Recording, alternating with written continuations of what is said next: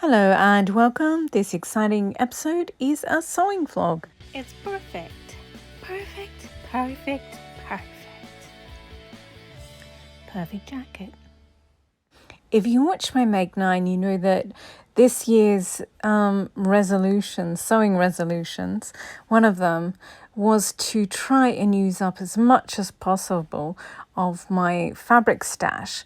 So this month I got off to an excellent start, or rather, I made loads of dresses. Well, started making them. They still need to be hemmed and have the cuffs finished and things like that. And some of them need lining. So there's a lot of that to do. But also, oh my goodness, look at this mess. So, I've decided I'm going to divide and conquer. And I also pulled out quite a few beige tweeds while I was at it, so there's just stuff everywhere. So I decided first up I will reorganize my fabric stash. This is what it looked like just previously. And this is my first attempt at tidying it.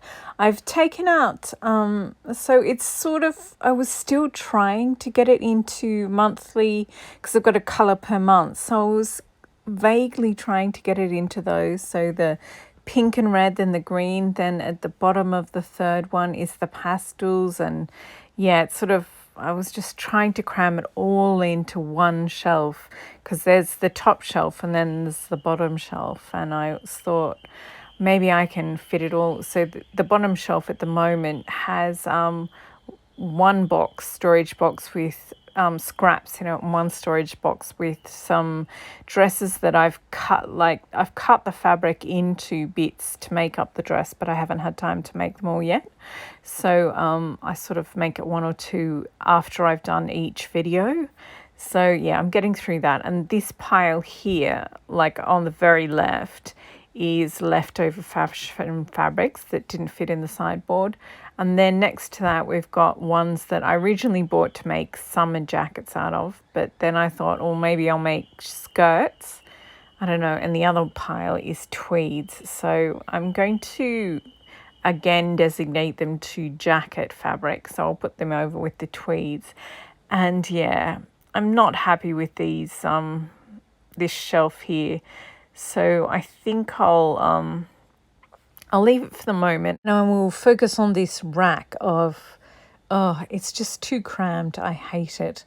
So I'm going to divide all of this into 3.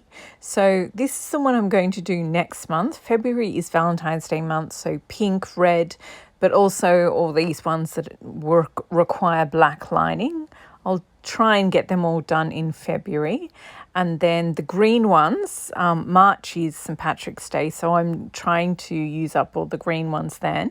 So I'll just set these aside, and in March I'll try and make my way through all these dresses, do the cuffs, do the hems, finish the lining if there's no lining in some of them. So I'll do that, and then I just feel like it's more manageable if I divide it into thirds, because January, a lot of people are still on holiday, but it's soon going to be everyone back to work. So I'm not going to have as much time as I've had over the holiday period.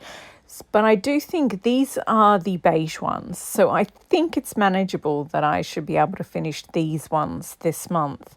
So I've set them aside and I feel better about that. Now it is time to once again address the fabrics. So as I said, the one on the left is all my scraps and I've resorted them. And the one on the right is dresses that I haven't made yet, but they're cut out into pieces.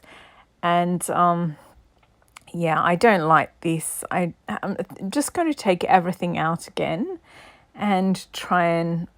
I think I'll let go of the idea of one pile per month because there's still 11 months left and I just want the 6 piles at the top. And so I'll just put them in a colour pleasing order, but not necessarily in piles that I'm going to use them in, if you get what I mean. So we will try that and try and make it look nicer and more cohesive, because this is when I make a dress, this is what I sort of put them in front of to photograph the finished, the completed dress. So here we go. I've reshuffled, and I feel like this attempt is much more successful. It's not perfect, but I guess I should have been more strategic about which fabrics I used up, but you kind of have to go with the wave of enthusiasm, and I think I would have been less enthusiastic if I'd felt more like it was homework. Anyway, now that this area here is looking presentable or passable, it is time to head back to the dresses, and yeah, I'm going to finish those beige ones. Actually, before I do that, I have to shoot the pattern coordinating and pattern clashing videos. So I'll clear these aside and put the pattern ones on the rack. Here we go, clash those prints. And yeah, so these are the ones that I used during the print and pattern mix mash clash. It's quite the tongue twister, the title of that video. So yeah, I had a lot of fun, but oh my goodness, wrangling the mannequins and changing their outfits any number of times does it is quite the marathon. Plus, yeah, it was just this video took so much longer than I thought it would, and yeah, it's ridiculous. It would have been easier just making a dress, but I mean, it was good to make the video. Whenever you make an opinion video, you sort of have to, I don't know, I feel like I find out more about my opinion after I've made it. So yeah, in that respect, it's good. Plus, you get to, when you're going through gathering all the images and everything, it's yeah, it's good to look at all those things. But yeah, the amount of time it takes is ridiculous. Oh, this is one of my favorite shots. I do love a dress you can twirl in. But now it is time to put all these ones away and put the beige ones back on the rack so that I can finish them. And it'll come as a surprise to absolutely no one that I procrastinated and put off finishing those beige dresses. The good thing about my forms of procrastination is that I just do something else, and complete something else rather than. So yeah, if I just did things start to finish, then I wouldn't have to procrastinate at all. But yeah, I finally finished the beading on the gingerbread dress. And it's supposed to be inspired by a gingerbread house. And so the white bits are supposed to be like icing. And then the other beads are supposed to look like they were stuck on. The way when you make a gingerbread house, you use the icing as the glue, and then you sort of press the other candy bits in. So yeah, that's what it's supposed to look like, and it's done. And I also found another few bits of fabric, and instead of cramming them in, I think I'm just going to keep them aside, and when I use something to make another vintage dress, I'll swap it out and then add one of those ones in if I don't use those actual fabrics in the thing. But yeah, so now what I have to do is finish these beige dresses. Oh, and I'm really happy with the way the gingerbread jacket turned out. Really, really happy with it. But yeah, now I've got the beige and pale blue ones to go. And yeah, so I just have to make lining for a few of them, finish the cuffs, do the sleeves at the shoulders, and yeah, I might not get around to all the hems because I hand do the hems. So I think if everything's done but the hems, then I'll consider them done enough. I can finally finish this episode. Oh, bless. I really have no idea. So anyway, the next episode was me making this Butterick vintage one from 1960. And this is the actual Butterick 6242. And the lining is bright green and it matches the bow that I've made to go with it. In the pattern, this midroof that I've got, which is plain, in the pattern, you're supposed to, the bottom is plain midriff, and then you're supposed to horizontally pleat down all this fabric and make a cummerbund around the center. And yeah, I just didn't want all that bulk around my center, so I put a bow there instead.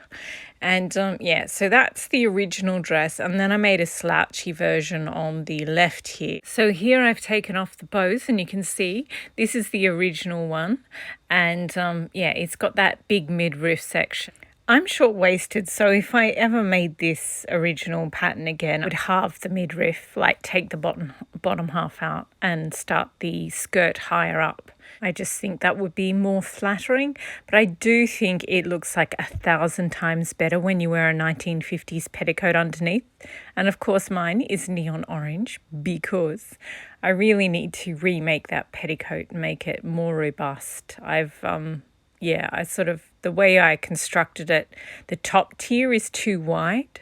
So if I halve the circumference of the top tier, then the bottom tier will sit much better, I think. But I'll do that another day. It sits perfectly. It's just if you were walking around in it for a whole afternoon, it would be annoying because you'd have to constantly reset the dress on top. But just as a prop, it's okay, like when it's on the mannequin. But yeah, I think it'd be really annoying in like at an event or something. But absolutely adorable still. So yeah, the beige dresses still aren't finished. I was too ambitious just dividing it into 3 and saying, I'll just do a third of them, I'll do 10 or 12 this month, then the same again next month and the same again next month. I think I'll just, whenever I have the chance, I'll maybe finish 2 or 3. And that could be part of a sewing blog that I'm doing because, yeah, trying to do them all at once, I just keep looking at them on the rack and going, oof, that's too much. I'll do it another day. So I just keep putting it off. So I've decided to, yeah, you can eat a whole block of chocolate, a whole family-sized block of chocolate, if you just eat it one little square at a time, or a whole packet of cookies if you just do it one at a time. So I'm going to use that philosophy in clearing out my rack and finishing all those dresses, because I really hate having a crowded rack. It looks like one of those stores where they have fast fashion. But anyway, back to these dresses. So I'm going to keep because they're both of the same fabric, I don't really think I need to keep both of them. I think the original one is this one here on the right, and it turned out well. I mean, it looks like the pattern, but I prefer the one on the left because what I did was the bodice piece and the midriff piece, I sort of put them on the bench, overlapped the seam allowance. And then I sort of just drafted one piece, but then I also added more ease in around the waist so you could easily get it over your bust and get it on and off, and then you just cinch it with a belt around the waist or a sash, and it looks beautiful. But I do like the original one, but I think I'll just pull it apart for bits, and I don't need the midriff. The bodice, I'll just see that green fabric in the background. I'll use the holly bodice with a green full skirt. And then this skirt, the holly skirt, I've got a tiny bit more of this fabric. And I've got enough to do like just a plain bodice and puffy sleeves. I'm pretty sure I have enough just because of the weird shapes that the scraps are. I think I can get 2 puffy sleeves. And so basically the bodice of this and the sleeves of this, but in the holly.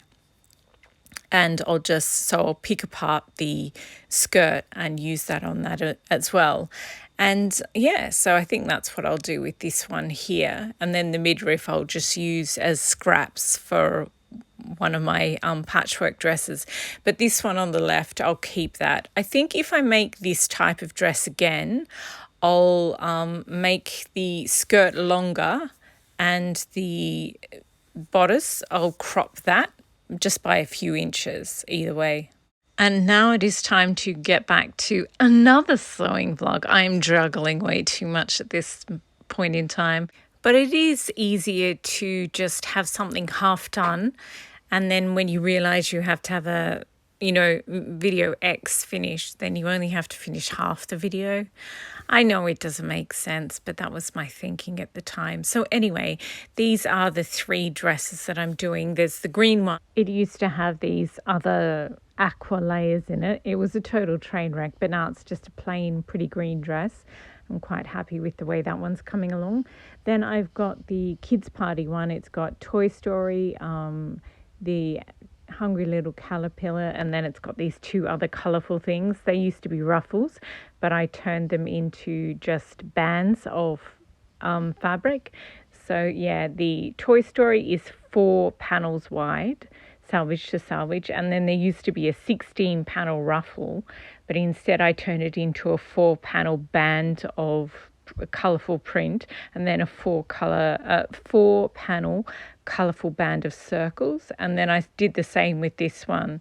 This lighter band here used to be a ruffle of 16 panels, but now it's only 4, not panels, strips of fabric, salvage to salvage, 4 of those, and sewn together into a band of colour.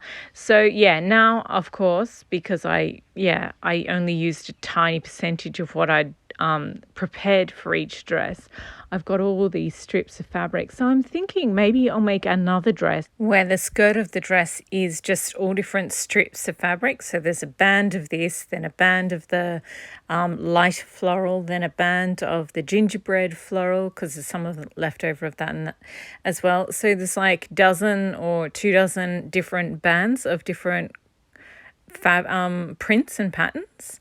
I think that will look cute. Not in this vlog that I'm doing now. I just finished those 3 dresses for that vlog, and then that one will be done. Just feel like each time I do a sewing vlog or an episode, then I have, at the end, I have all these ideas of what I would do next as the next permutation of that particular project. And yeah, I've got so many ideas, but yeah, not quite enough time to do them all, and it's kind of stressful. So I have to work out a way to prioritize which design experiments I'm going to do and which ones I'm just going to let go and, cast out into the universe. So, I ended up hand stitching all the hems and all the cuffs, which took forever. And then I did the lining and sewed hand stitched the lining in. And yeah, here they are with bows on them. And oh my goodness, this floral one, I actually like all 3 of them. They turned out so cute. But check out this skirt. Isn't it magnificent? It's just the twirliest, most fabulous thing in the world. And I love it. I mean, I love all of them. They're very cute. But this one, I guess it's sort of more autumn, winter-ish. The other 2 are a bit aggressively summerish. But and I'm rethinking my ideas about these 2 holly ones.